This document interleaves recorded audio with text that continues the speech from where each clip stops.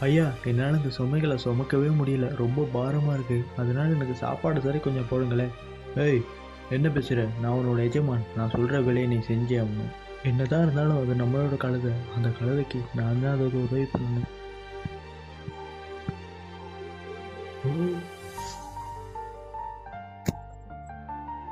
ஏய் கழுதையே, வயலில் இருக்க கோதுமைகளை போய் சாப்பிடு. இப்போ யாரும் ஒன்றும் எதுவுமே சொல்ல மாட்டாங்க. ஏன்னா இப்போ நீ ஒரு புலி. போய் சாப்பிடு போ.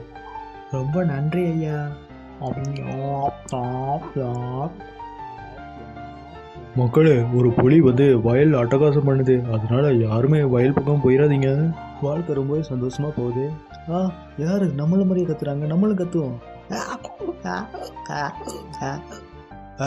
இது ஒரு கழுதை. இதை அடிச்சே கொல்லணும். ஐயோ, நம்ம கழுதையை அடிச்சே கொண்டுட்டாங்களே. இது நம்மளோட கழுதைன்னு தெரிஞ்சா நமக்கும் இதுதான் நிலைமை. திரும்பி பார்க்காம இங்கேருந்து ஓடிடணும்.